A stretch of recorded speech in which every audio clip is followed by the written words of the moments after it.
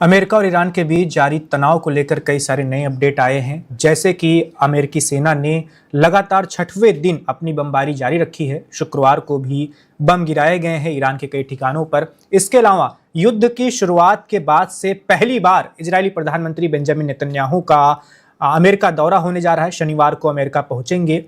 इनके अमेरिकी दौरे को लेकर यानी बेंजामिन नेतन्याहू के वाशिंगटन डीसी पहुंचने को लेकर ईरान की ओर से प्रतिक्रिया आई है। ईरान के विदेश मंत्री का कहना है कि इजरायल जो है वो अमेरिका की घरेलू और विदेश नीति दोनों को प्रभावित कर रहा है। अभी अमेरिका, राष्ट्रपति ट्रंप और व्हाइट हाउस नेतन्याहू की टीम के दबाव में काम कर रहे हैं, ऐसा ईरान का कहना है। इसके अलावा कई सारे और अपडेट हैं जिन पर आज हम तर्कश में विस्तार से बात करने वाले हैं। हमारे साथ इस बातचीत में दो बेहद ही खास मेहमान ज्वाइन कर रहे हैं। हमारे साथ मेजर जनरल राजन कोचर से जुड़ रहे हैं जो रक्षा विशेषज्ञ हैं। इसके अलावा group captain U K Devnath sir भी हमारे साथ ज्वाइन कर रहे हैं जो वो भी रक्षा विशेषज्ञ हैं। कोचर सर के पास सबसे पहले चलते हैं। कोचर सर, क्या बात होगी ट्रंप और नेतन्याहू अब मिलेंगे तो युद्ध शुरू होने के बाद अभी जैसे हालात हैं उसे लेकर? देखिए जय वैभव जी, धन्यवाद आपने मुझे इस डिस्कशन में बुलाया और देवनाथ जी को भी जय हिंद मेरी तरफ से। एक चीज साफ है इस लड़ाई में, ये लड़ाई इसको अमेरिका और इजराइल मिलकर लड़ेगा और दो इम्पोर्टेंट पहलू है इस चीज के लिए। पहले तो इसको अमेरिका में भी इलेक्शंस हैं और इजराइल में भी इलेक्शंस हैं, तो दोनों जगह स्टेक्स बहुत हाई हैं। और ये जो लिक्विड पार्टी जो भी आप इसका नाम दें, तो ये पार्टी आज माइनॉरिटी में है और इसको राइट विंग पार्टी का सपोर्ट मिला है। आने वाले इलेक्शंस नेतन्याहू के लिए बहुत इंपॉर्टेंट है बिकॉज आप जानते हैं करप्शन चार्जेस हैं, बहुत सारी चीजें उनके सर पे मंडरा रही है और वो इसको अमेरिका और जो जेडी वैंस की स्टेटमेंट्स बीच बीच में आती हैं जो इसको इजराइल के अगेंस्ट बोलते रहते हैं, वो आप जो उसको इतना ज़्यादा उसको इम्पोर्टेंस मत दीजिए। वो कई बार हम एक टर्मिनोलॉजी इस्तेमाल करते हैं, स्मोक स्क्रीन। वो एक स्मोक स्क्रीन की तरह है क्योंकि इजराइल और अमेरिका के रिलेशन बहुत मजबूत है। ये अब यहाँ की लड़ाई कहाँ जा रही है, बिकॉज जिस तरीके से अमेरिका अपनी लॉजिस्टिक्स को यहाँ पे मूव कर रहा है और जो इंटेलिजेंस रिपोर्ट्स आ रही है, जो ओपन मीडिया में भी मैंने और कुछ थिंक टैंक्स के जरिए भी एक्सेस करी है, अब अमेरिका तैयारी कर रहा है लंबी लड़ाई की। लंबी लड़ाई अगर अमेरिका को करना है तो उसको नेटो का सपोर्ट चाहिए, बिकॉज उसके बिना वो लंबी लड़ाई नहीं खींच पाएगा यहाँ पे। और दूसरा, उसको इजराइल का सपोर्ट चाहिए। अब बात आ जाती है कि इजराइल ऑलरेडी लेबनान में आपका उलझा हुआ है हिजबुल्लाह के अगेंस्ट और हमास का भी ऑपरेशन चल रहा है। देखिए आप हमारा टेंशन वहां से निकल गया है। बिल्कुल, अब टेंशन लाना बहुत जरूरी है बिकॉज हमास को भी खत्म करने के लिए मुहिम ऑलरेडी चल चुकी है और काफी आईडीएफ की फोर्सेस है आज गजा में जो ये ऑपरेशंस जारी रहते हैं। बिकॉज एक मीडिया ब्लैकआउट रहता है इजराइल से, आपको कोई भी मीडिया की खबर इजराइल से नहीं मिलेगी और तो हमास के अगेंस्ट ऑपरेशन जारी है। तो एक टू प्रोंग स्ट्रेटजी में देखता हूँ। एक स्ट्रेटजी है कि देखिए अगर आपको ईरान को कमजोर करना है तो ईरान के प्रॉक्सी को आप कमजोर करेंगे, और वो चल रहा है मामला। दूसरा, अगर आपको ईरान को कमजोर करना है तो ईरान के जितने स्टॉक पाइल्स हैं, अब ये एक रणनीति है, एक स्ट्रेटजी है अमेरिका की। जितने स्टॉक पाइल्स है इसको ईरान के उसको खर्च किया जाए बिकॉज वो अनलिमिटेड नहीं है और एक लॉजिस्टिक स्टेमिना होता है, एक स्टेइंग पावर होता है। वो इतना इसको लंबा आप इस लड़ाई को नहीं खींच पाएंगे और इसको ईरान भी जानता है कि मैं इसको नहीं खींच पाऊँ। इसलिए अभी आप देख रहे हैं इसको ईरान मिसाइल अटैक्स कम कर रहा है और ड्रोन अटैक ज्यादा कर रहा है। अगर आप इसको अच्छी तरीके से एनालाइज करें। और इसमें आपको एक क्लियर कट डिडक्शन मिलेगा कि ईरान एक लंबी लड़ाई के लिए अपनी प्लानिंग कर रहा है, और उसके लिए लंबी लड़ाई 3 महीने से ऊपर नहीं है, बिकॉज और 3 महीने उसका स्टिंग पावर है। उसके बाद इसको अमेरिका भी जानता है कि ईरान, देखिए आप, जब एक दो एडवर्सरीज एक दूसरे के साथ लड़ते हैं तो इंटेलिजेंस जानकारी एक दूसरे के बारे में रहती है, और उसी के हिसाब से आपकी स्ट्रेटजीज बनती है। तो इसको यूएस भी जानता है कि अमेरिका ये अगर इसको ईरान को 3-4 महीने तक इसको खींचेगा तो उसके बाद चांसेस होंगे बहुत ज्यादा, जब आप डिस्कशन टेबल पे आएंगे उस बार आप उसको हावी हो सकते हैं। और अल्टीमेटली मैं इसको समअप करता हूँ, अल्टीमेटली मुद्दा है control of state of Hormuz. वो मुद्दा बस अभी इसको एक ही मुद्दा है सामने, इसको अमेरिका के लिए और ईरान के लिए। आप उसको न्यूक्लियर का मुद्दा बाद में उसको भूल जाइए अभी, और यूरेनियम एनरिचमेंट को भी भूल जाइए, इसको फिलहाल वो बाद के डिस्कशन में देखा जाएगा। Because right now it is a control of state of Hormuz, और इसमें ये दोनों लगे हुए हैं, एंड इट्स अ ये पावर स्ट्रगल। अभी एक पावर स्ट्रगल हो गया है कि इसको मैं तुझे करके दिखाता हूं, वो बोलता है मैं तुझे करके दिखाता हूं। तो ultimately this is a power struggle today, and it be very interesting to watch next 30 days. मैं बहुत इसको मानता हूं कि ये इसको लड़ाई इसी प्रकार से चलेगी, इसमें कोई पीस टॉक्स नहीं। पाकिस्तान को भूल जाइए आप, कतर को भूल जाइए आप, अभी वो कोई ये इसमें रोल नहीं प्ले कर सकते। और लास्ट पॉइंट मेरा है, I want you to observe Russia and China also, because जब हम एक जियो पॉलिटिक्स का डिस्कशन करते हैं तो 360 डिग्रीज बिल्कुल डिस्कशन होना चाहिए। रशिया और चाइना का भी मैं जिक्र यहाँ पे करना चाहता हूँ, बिकॉज उनका रोल भी अहम होने वाला है। जिस तरीके से ईरान का रिस्पॉन्स आएगा तो वो स्पेस भी शायद हमको वॉच करनी। बिल्कुल, देवनाथ सर के पास चलते हैं। देवनाथ सर, कोचर सर तो बिल्कुल सही बात कह रहे हैं कि शुरुआत तो जंग की हुई थी कि ईरान के पास परमाणु हथियार नहीं होना चाहिए, उसे अपने परमाणु कार्यक्रमों को रोकना चाहिए। लेकिन अब अमेरिका का मुख्य लक्ष्य तो यह दिख रहा है कि स्टेट ऑफ हॉर्मुज पर ईरान का नियंत्रण नहीं होना चाहिए, बाकी बातें पीछे छूट गई हैं। तो युद्ध के लक्ष्य भी अब बदल चुके हैं, इस तनाव के, इस जंग का मकसद भी बदल चुका है। और दूसरा, क्या आपको भी लगता है कि दोनों ओर से एक लंबी लड़ाई की तैयारी हो रही है, ऐसी लड़ाई जो धीरे धीरे होती रहे, पूर्ण विराम तो नहीं होने वाला, कोई समझौता तो नहीं होने जा रहा? हाँ वैभव जी, जैसा कि जनरल कोचर ने कहा, ईरान अगर इस युद्ध को नहीं जीतता है तो क्या होगा? क्या अमेरिका स्ट्रेट ऑफ हॉर्मुज को खोल देगा?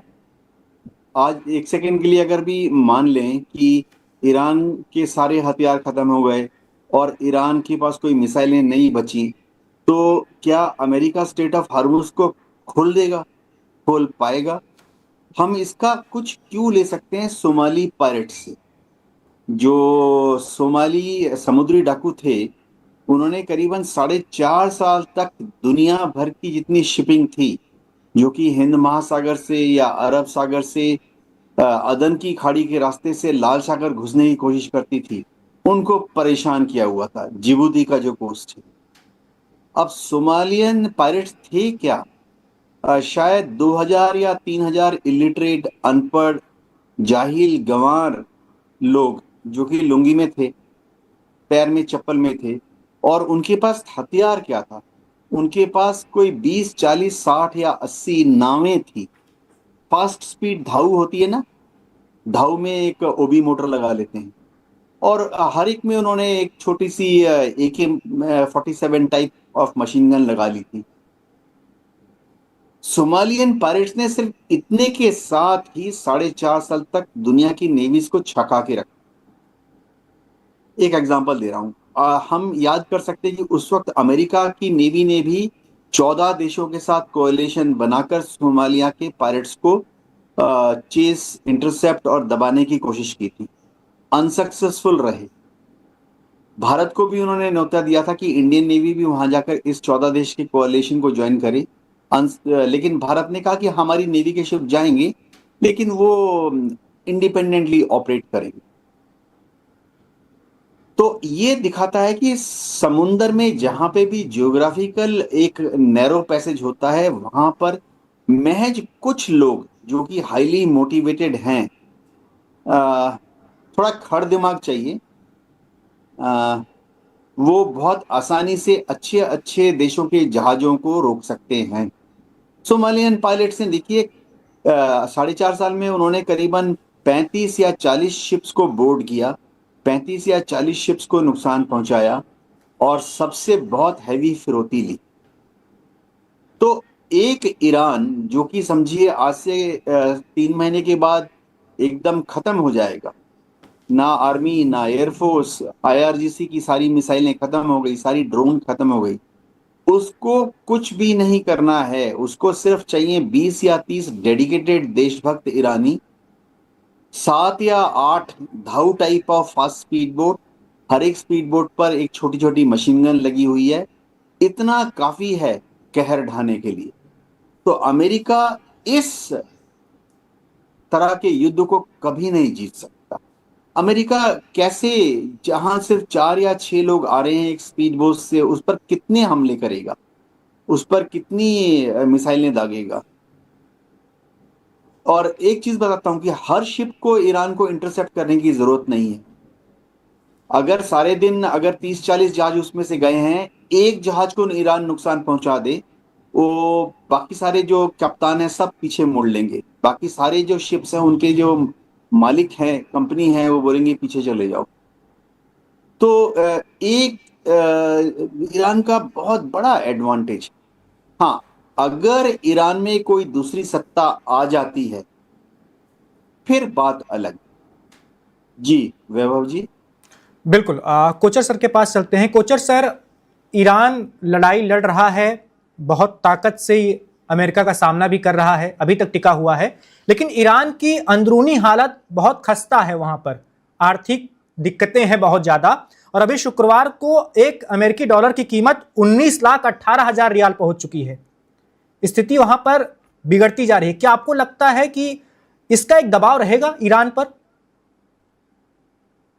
देखिए Vaibhav ji, with due respect to group captain साहब, एक सोमाली पायलट को एक देश के साथ कंपेयर नहीं किया जा सकता, बिकॉज देश के सामने बहुत चुनौतियां हैं। और आपने बिल्कुल राइटली बोला है, क्वेश्चन ये नहीं है कि आप स्ट्रेट ऑफ हॉर्मूज का कंट्रोल आपके पास हो या ना हो।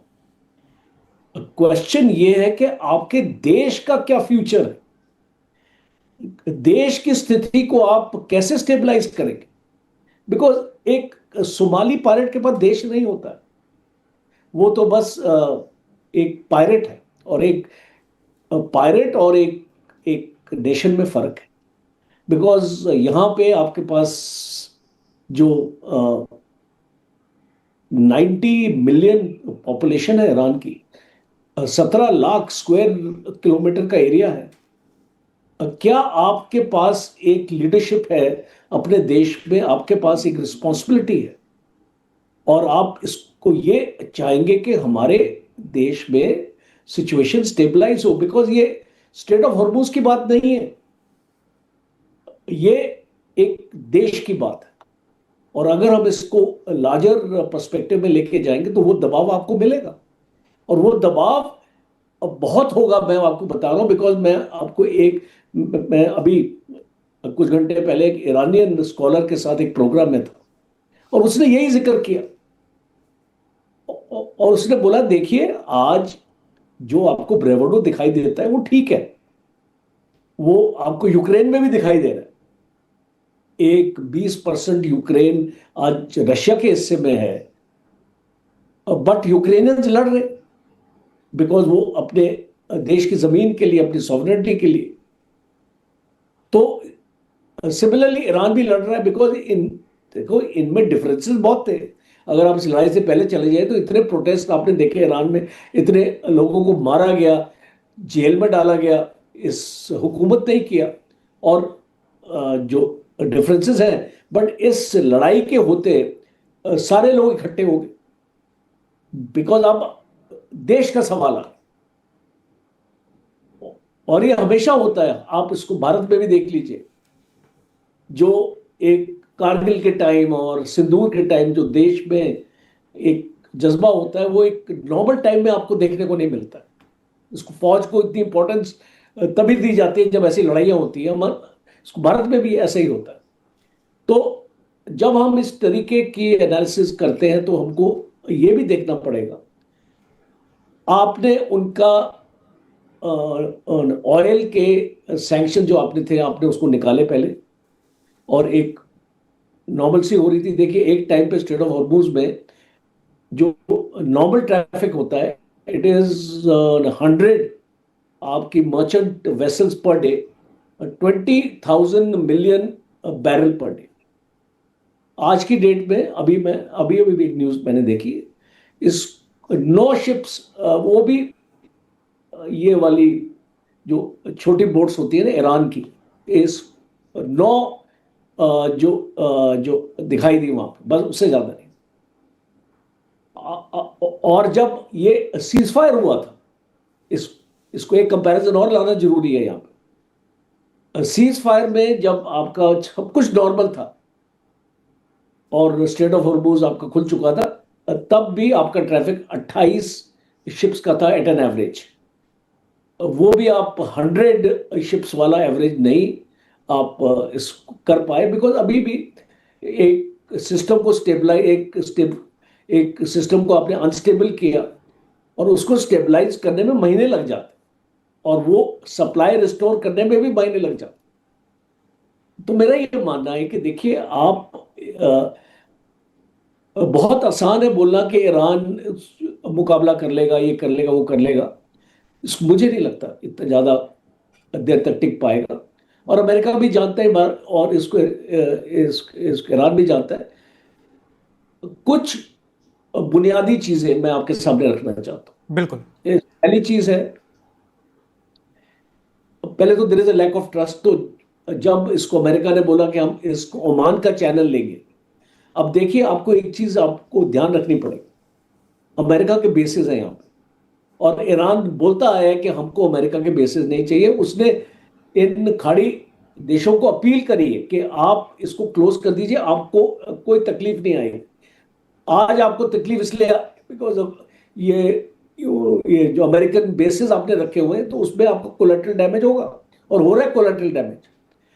तो अगर आप इसको अपने तरीके से स्ट्रेट ऑफ हॉर्मुज चलाएंगे, ईरान अगर अपने तरीके से चलाएगा, इसका मतलब कि जो अमेरिका की वॉरशिप्स हैं, वो जो उनको बेसिस को सस्टेन करती है, और अगर वो ईरान के चैनल से निकलेंगी, तो वो एक खतरा अमेरिका को नजर आएगा। दूसरा, जब आप ट्रस्ट नहीं रखते और इसको ओमान के थ्रू अपनी इसको वेसल्स को लेके जाते हो, ईरान तो ये सोचेगा ना कि आप एक खुफिया अटैक करने की कोशिश करेंगे, और उसके जो भी आइलैंड्स हैं, खर्ग आइलैंड हो गया या अबू मूसा आइलैंड हो गया, वहां पे आपको थ्रेट आपको पेश हो सकता है, because in the disguise of merchant vessels आप इसको कुछ और अपने ट्रूप्स को इंडक्ट करने की कोशिश करेंगे। तो ये चीज, जब तक ये ट्रस्ट डेफिसिट रहेगा, इस ईरान इंसिस्ट करेगा कि वो इस स्ट्रेट ऑफ हॉर्मुज को कंट्रोल करे। बिकॉज अगर आप इसको ईरान के आईआरजीसी के कमांडर के शूज में चले जाइए, या उसके अंदर उसका पर्सपेक्टिव देखने की कोशिश कीजिए, तो उसको यही लगेगा कि अमेरिका मौके की ताक में है, और अगर हमने अपना गार्ड लोअर किया तो अमेरिका हमारे ऊपर वार करेगा। तो हम किसी भी हालत में अमेरिका को इस तरीके का एडवांटेज स्ट्रेट ऑफ हॉर्मुज में नहीं देंगे। तो आई थिंक बात यहीं पे आएगी अल्टीमेटली, जब आप बातचीत करेंगे तो कौन पोजीशन ऑफ स्ट्रेंथ पे होगा उस टाइम पे, जब भी बातचीत शुरू होगी, मे बी 1 महीने बाद, 2 महीने बाद ये बातचीत होगी। बिकॉज अमेरिका भी ज्यादा देर तक सस्टेन नहीं कर सकता यहां पे, बिकॉज उसके जो भी उसका जो इंटरसेप्टर्स का मैन्युफैक्चरिंग रेट है और मिसाइल्स का मैन्युफैक्चरिंग रेट है, जिस तरीके से एक्सपेंडिचर होगा उस तरीके से वो अपने रेट को मैच नहीं कर पाएगा। दूसरा, अमेरिका की चुनौती और भी तो है, इसको ताइवान में भी है, बाकी एरियाज में भी है। तो यहाँ पे अमेरिका अपनी पूरी अपनी लॉजिस्टिक जो भी उसके पास रिजर्व्स हैं, ये हम जिसको वॉर वेस्टेज रिजर्व बोलते हैं, वो जाया नहीं कर सकता एक एरिया में, उसको बाकी चीजों के लिए भी रिजर्व रखना है। तो दोनों पहलू हैं इस चीज के, और इसको मुझे लगता है कि बातचीत होगी। It's a matter of time, 1 महीना लग सकता है, 2 महीने लग सकते हैं। ईरान भी बातचीत करेगा, बिकॉज ईरान भी इतना मजबूत नहीं है। और आज ये जो सैटरडे को संडे को इजराइल की जो मीटिंग है, ये बहुत इंपॉर्टेंट है, बिकॉज इजराइल इसको अमेरिका से हेल्प मांगेगा और एक रिक्वेस्ट करेगा कि हमको भी इस लड़ाई में शामिल कर दो, बिकॉज वो भी चाहेगा यहाँ पे अभी इस लड़ाई में शामिल हो, क्योंकि मैक्सिमम प्रेशर इसको ईरान पर डालना चाहेगा। और नेटो कंट्रीज को मत भूलिए आप, बिकॉज एक कमिटमेंट आपकी नेटो कंट्रीज ने दे दी है कि वो इसको अमेरिका की मदद करेंगे इस लड़ाई में। तो इसलिए ट्रम्प थोड़ा चौड़ा हो गया और अब देखो क्या होता है। बिल्कुल, इसी सवाल को लेकर देवनाथ सर के पास भी चलते हैं। देवनाथ सर, दबाव की बात हो रही है, अभी तो दोनों देश लड़ने की बात कर रहे हैं, अगर हमला हुआ तो एक दूसरे को मिटाने की बात कर रहे हैं, लेकिन ईरान के अंदरूनी हालात के बारे में जैसा कि कोचर सर ने विस्तार से बताया, ये सबको पता है कि वहां की आर्थिक स्थिति क्या है, लोगों को कैसी परेशानियों का सामना करना पड़ रहा है। जनवरी और दिसंबर के महीने में वहां बड़े विरोध प्रदर्शन भी हुए थे, सबने देखा था, लोग सड़कों पर उतरे थे, IRGC ने फिर उन पर रोक लगाने के लिए कत्लेआम भी किया था, यह भी सबको अच्छे से पता है। क्या धीरे धीरे ही सही अमेरिका और इजराइल ये कोशिश कर सकते हैं कि फिर से वैसे कोई हालात बनाए जाएं ईरान में? अभी IRGC पहले से मजबूत हो गई है, ऐसा भी बहुत सारे लोग कह रहे हैं, पूरा कंट्रोल है, लेकिन अभी गुंजाइश बचती है आर्थिक मामलों को लेकर लोगों के सड़कों पर उतरने की। वैभव जी, CIA का एनालिसिस बहुत इंपॉर्टेंट है। शायद मोसाद ने भी कुछ इनपुट दिया होगा कि और 3 महीने के अंदर ईरान में फूड स्टॉक्स की तंगी दिखाई देनी शुरू हो जाएगी।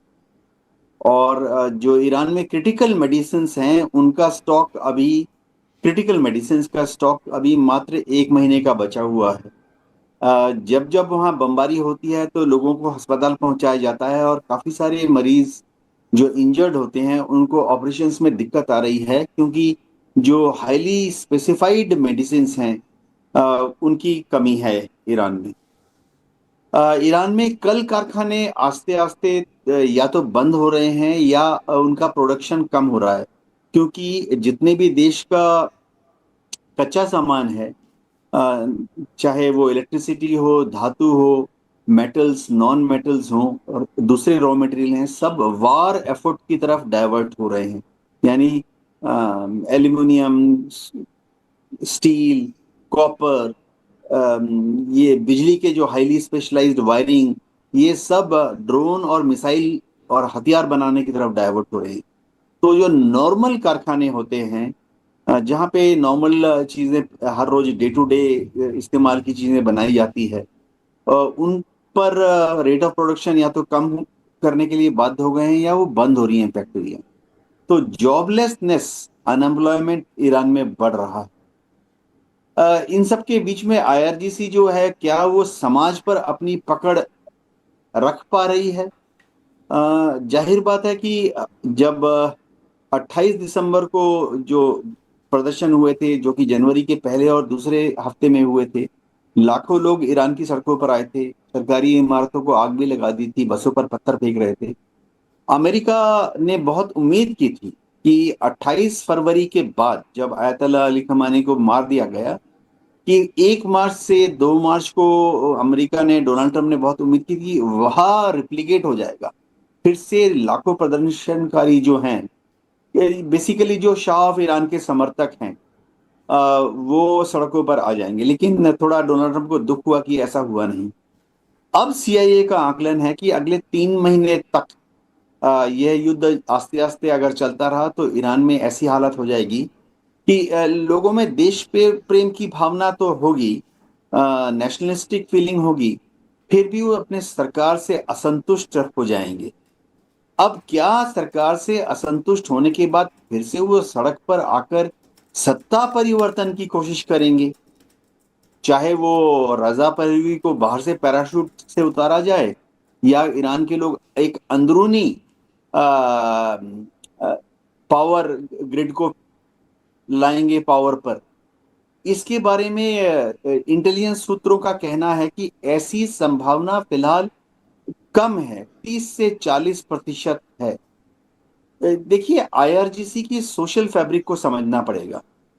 आईआरजीसी में जो जवानों को और अफसरों को भर्ती किया गया था, उनको ऐसे परिवारों से सिलेक्ट किया गया था, ऐसे कुनबों से, ऐसे छोटे छोटे शहर या ट्राइबल्स जो बिलोंगिंग होती है, लाया गया था, जो कि आयतला के समर्थक हैं, एक्सट्रीम लॉयल्टी टुवर्ड्स आयतल्ला। तो ये जरा फर्क समझना पड़ेगा। तो ईरान में अभी भी, चाहे शहरों में जो वेस्टर्न एजुकेटेड लोग हैं, चाहे वो हैरान हो, परेशान हो, सत्ता परिवर्तन के बारे में सोच सके, लेकिन जो ईरान के छोटे छोटे गांव हैं, वहां पर अभी भी धार्मिक विचारों की प्राधान्यता है, और वो अभी भी आयतुल्लाह अली खमेनी या अभी मुस्तफा खमेनी के प्रति बहुत ही वफादार हैं। जी वैभव जी। बिल्कुल। अगले सवाल की ओर आगे बढ़ते हैं। कोचर सर, अभी कुछ देर पहले आपने कहा था कि रूस और चीन की गतिविधियों पर भी हमें नजर रखनी पड़ेगी कि वो क्या कर रहे हैं। उसको जरा थोड़ा विस्तार से समझाइए सर कि उनका अब क्या रोल हो सकता है। देखिए, लोगों को फोकस ये रखना चाहिए कि जो ईरान और चाइना ट्रेड रूट, मैं अभी ट्रेड रूट्स की बात कर रहा हूँ, जिस तरीके से आपको मदद मिल सकती है चाइना से। बिकॉज लोग समझते हैं कि हवाई जहाज से मदद आ जाएगी या सी रूट से आ जाएगी। एक 10,400 किलोमीटर का एक ओवरलैंड रेल कॉरिडोर है, जो जिंगजियांग और जो चाइना में और तेहरान के बीच में है। और ये कजाकिस्तान और तुर्कमेनिस्तान के बीच में से निकल के आता है। ये ऑलरेडी एग्जिस्टिंग है, और तकरीबन 15 दिन लगते हैं एक रेल कॉन्वॉय को इसको यहां से मूव करने के लिए। तो आप इसको समझ सकते हैं कि इसको इसको इसको यूएस नहीं इन्फ्लुएंस कर सके। और ये ऑलरेडी हो रहा है। ऑलरेडी यहाँ पे एक ड्राई पोर्ट है तेहरान में या ईरान में, जिसका नाम है एप्रिल। ये ड्राई पोर्ट तक ये आपका रेल कॉरिडोर आता है 10,400 किलोमीटर का। और यहां से पूरी मदद ईरान को मिल रही है चाइना से। आप जब हम मैन्युफैक्चरिंग कैपेबिलिटी की बात करते हैं, डिफेंस इकोसिस्टम की बात करते हैं, तो चाइना का एक बहुत बड़ा आपका रोल है। पहली चीज। दूसरी चीज, जो एक सैटेलाइट वॉर है, स्पेस वॉर हम जिसको बोलते हैं, तो उसमें बाइडो 3 जो है चाइना का, वो इसको ईरान के लिए डिप्लॉयड है आज की डेट। और इसीलिए हमने देखा कि इनके F-35 ये सारे हवाई जहाज जो स्टेल्थ बोलते हैं जिनको, ये किल चेन टेक्नोलॉजी हम इसको बोलते हैं, किल चेन। और इसको ईरान ने उसी का इस्तेमाल किया जो पाकिस्तान ने किया था, आपको याद होगा, किल चेन इस सिंदूर में।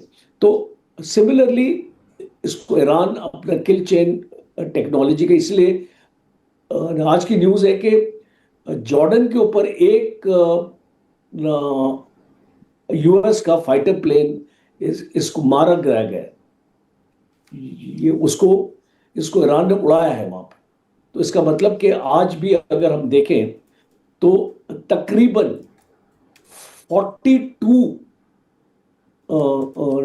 एयर कैजुअलिटीज हुई है अमेरिका की, in terms of bomber plane, in terms of आपके फाइटर जेट्स, और आपका जो आपका अवैक्स वगैरह, ये सारी जो आपके रिफ्यूलिंग वाले प्लेन्स को भी मारा है इन लोगों ने। तो ये चीज हाईलाइट नहीं होती वेस्टर्न मीडिया में। इसको ट्रंप बार बार इंडिया और सिंदूर ऑपरेशन के इसको 7 गिरा दिए, 11 गिरा दिए, 5 गिरा दिए, बार बार स्टेटमेंट बदलता है। I would like to ask Donald Trump के उसके जो 42 हवाई जहाज इसको गिराए ईरान ने, उसकी क्या एक्सप्लेनेशन है उसके पास? और उसके पास तो स्टेल्थ भी है, सब कुछ है, टेक्नोलॉजी। दूसरा रशिया, अब रशिया के पास भी बहुत कैपेबिलिटी है जो ईरान यूज कर रहा है, और इसको रशिया भी अपनी टेक्नोलॉजी से, ये जितने भी स्टेल्थ एयरक्राफ्ट है, आई बिलीव सो, ये आज मैं खबर पढ़ रहा था, उसकी मैं पुष्टि नहीं कर सकता हूं, बट डेफिनेटली मैं आपको बता सकता हूं कि रशियन टेक्नोलॉजी भी लगी हुई है एक ईरान की एयर स्पेस को प्रोटेक्ट करने के लिए, और खास तौर पे इसराइल से। तो वो भी ये चीज होने नहीं देंगे। तो ये जब हम एक ईरान की लड़ाई की बात करते हैं, डोंट फॉरगेट दैट ईरान अकेला नहीं है इस लड़ाई, और अगर वो अकेला होता तो वो इस लड़ाई को इतना लंबा नहीं खींच सकता था, और इतने बेहतरीन तरीके से वो अपने आप को डिफेंड नहीं कर सकता था। उसको पूरा technological support in terms of cyber, in terms of space, satellite, और जो उसको रॉ मटेरियल चाइना से मिल रहा है अपनी मिसाइल बनाने के लिए। बिकॉज एक मिसाइल के लिए आपको क्या चाहिए, जो आपके मेन आपके कंपोनेंट्स है, आपको सेमीकंडक्टर चाहिए, आपको रेयर अर्थ एलिमेंट चाहिए, मैग्नेट्स वगैरह इस तरीके की। और एक स्टडी रिपोर्ट मैं एक्चुअली पढ़ रहा था, अमेरिका की है ये, 78% कंपोनेंट्स जो अमेरिकन मिसाइल्स और एयरक्राफ्ट मैन्युफैक्चर में इस्तेमाल होते हैं, चाइना से आते हैं। तो आप समझ सकते हैं कि डिपेंडेंसी, देखिए आज अमेरिका चाइना के अगेंस्ट टैरिफ क्यों नहीं लगा रहा। आज मैं एक न्यूज़पेपर रिपोर्ट पढ़ रहा था, कुछ सेनेटर्स हैं जिन लोगों ने स्टेटमेंट दिया कि हम चाइना पे और इंडिया पे 100% टैरिफ लगाएंगे। आप देखना अल्टीमेटली चाइना पे 0% टैरिफ लगेगा, बिकॉज सितंबर में जी जो है वो इसको यूएस को विजिट कर रहा है, और वो उसको नाराज नहीं कर सकते। तो ये सारी चीजें आती रहती है बीच बीच में। तो इसलिए मैं ये मानता हूं कि ये जो लड़ाई है, ये चाइना, रशिया और ईरान इसको इकट्ठा लड़ रहे हैं, और इसीलिए जो ईरान इतना कामयाब हुआ है, उसका डिस्ट्रक्शन आप देखिए, अभी भी उसके पास एटलीस्ट 60% वॉर वेजिंग कैपेबिलिटी है, और इतने 3 महीने की लड़ाई के बाद भी, या 4 महीने की लड़ाई के बाद भी, और वो अमेरिका का सामना कर रहा है। बिल्कुल। देवनाथ सर के पास चलते हैं इसी सवाल को लेकर। देवनाथ सर, रूस और चीन की भूमिका को लेकर आपका क्या मानना है? कोचर सर का कहना है कि तीनों एक साथ लड़ रहे हैं, ईरान, रूस और चीन। हाँ, इसमें कोई शक नहीं है कि चीन और रूस मदद कर रहे हैं ईरान को। मदद ज्यादातर परोक्ष स्तर पर हो रही है, छुप छुप कर हो रही है। रूस से कैस्पियन सागर के रास्ते से उन्होंने कुछ मदद भेजने की कोशिश की थी, लेकिन सीआईए एजेंट्स ने उसको कैस्पियन सागर में ही इंटरसेप्ट कर लिया। रूस मदद करता रहेगा, चीन भी मदद करता रहेगा, लेकिन क्या रूस या चीन अपने हथियारों को वहां भेज पा रहे हैं, इसके बारे में संशय है। 1 मार्च के बाद रूस ने कितने सारे S-300 के इंटरसेप्टर ईरान को भेजे हैं, शायद काफी दिक्कत आ रही है। तो इसीलिए आप देखेंगे ईरान की जो एयर डिफेंस प्रणाली है वो अभी डोरमेंट स्टेज में है, यानी सुप्त स्टेज में है। उनके पास बहुत कम S-300 की मिसाइल बचे हैं।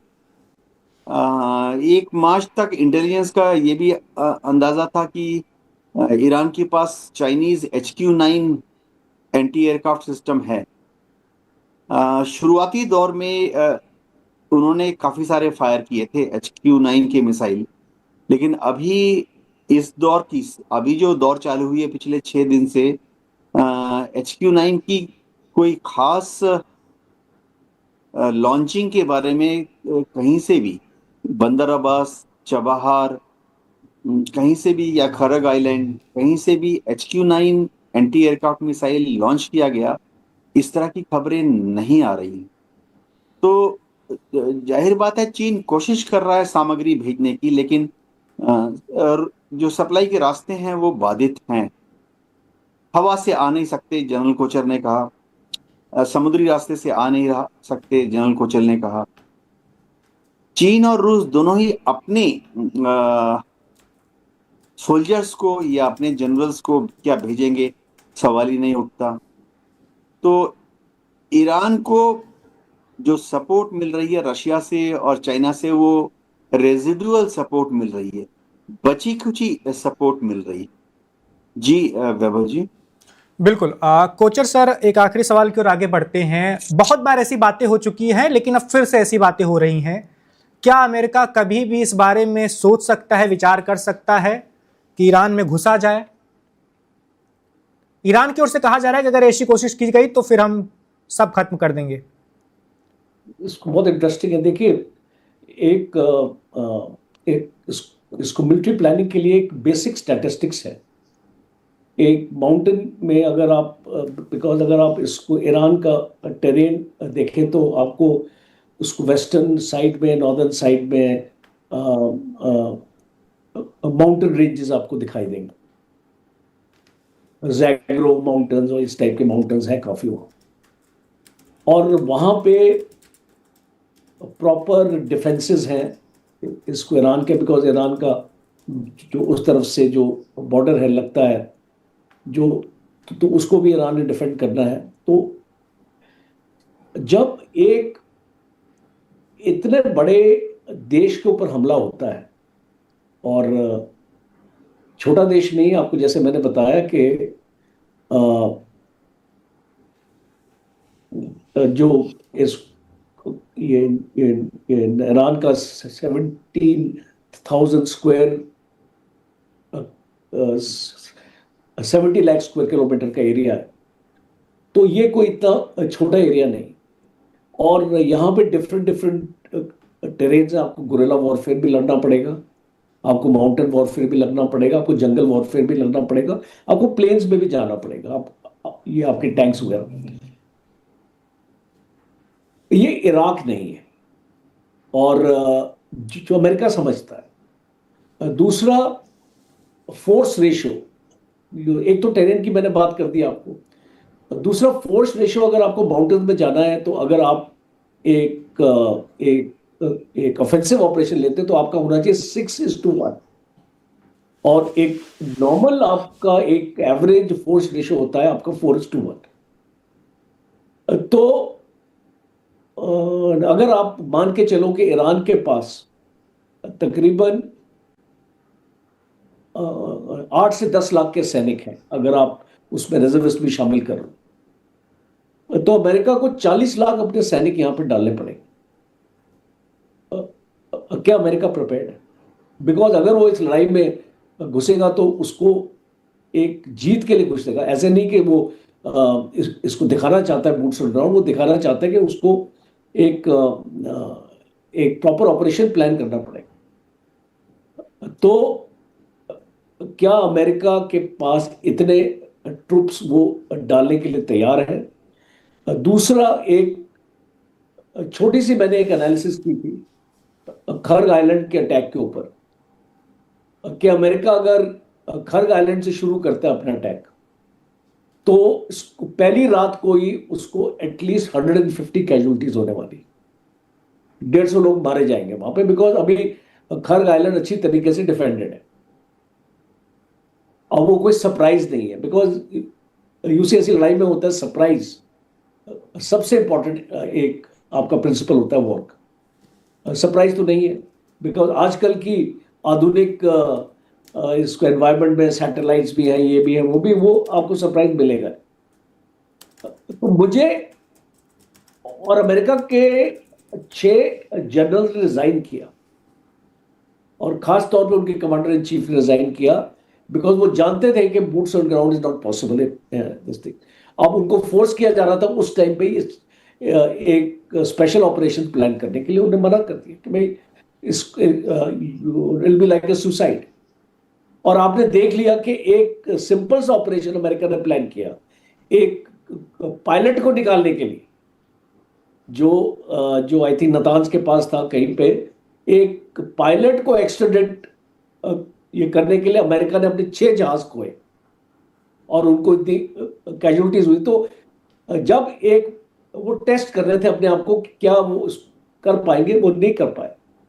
एक पायलट को आपको निकालने के लिए आप अगर इतने सारे आपके हवाई जहाज और लोग अगर आपके मारे जाते तो दैट्स अ फेल्ड ऑपरेशन। उसके बारे में कोई बात नहीं करता है, बिकॉज वेस्टर्न प्रेस उसको छुपाने की कोशिश करता है इस ऑपरेशन को। तो मेरा ये मानना है कि अल्टीमेटली कि इसको मुझे नहीं लगता बूट्स ऑन ग्राउंड आने वाले यहाँ पे, बिकॉज वो एक सबसे खतरनाक और एक फूलिश स्ट्रैटेजी होगी अमेरिका की तरफ से। मुझे नहीं लगता अमेरिका इसको करे। बिल्कुल। देवनाथ सर, आखिरी सवाल आपसे भी यही है। वैभव जी, जब सद्दाम हुसैन के ऊपर हमला करना था, इराक के ऊपर हमला करना था, तो अमेरिका ने वहां पर 40,000 ट्रूप्स को सऊदी में जमा किया था, 2,500 टैंक्स को जमा किया था सऊदी में, और इराक थक चुका था और सद्दाम हुसैन थक चुके थे। इराक छोटा देश, इराक के तुलना में, जैसे कि जनरल कोचर ने बताया, ईरान बहुत बड़ा देश है। इराक की तुलना में क्षेत्रफल करीबन 3 गुना ज़्यादा है। पॉपुलेशन भी 9 करोड़, 9.5 करोड़, बहुत ज़्यादा है। अगर अमेरिका को हमला करना है तो उसे इराक में या कुवैत में, इन देशों में, जैसे जनरल कोचर बोल रहे थे कि 4 गुना या 3 गुना फौज जमा करनी है, तो उन्हें 1.5 लाख ट्रूप्स जमा करने पड़ेंगे इराक में। और टैंक्स भी, अगर सद्दाम हुसैन के खिलाफ 2,500 डिप्लॉय किए थे, तो अभी भी 4,000 5,000 टैंक्स जमा करने पड़ेंगे। ये बहुत बड़ा लॉजिस्टिकल चैलेंज है। करने में करीबन 4 से 6 महीने का समय लग जाएगा। सद्दाम हुसैन के खिलाफ 4 महीने लग गए थे ये बिल्डअप करने में। आकलन ये है कि अगर तेहरान की तरफ कूच करते हैं इराक से या कुवैत के डायरेक्शन से, तो युद्ध में अमेरिका के कम से कम 300 ट्रुप्स मारे जाएंगे।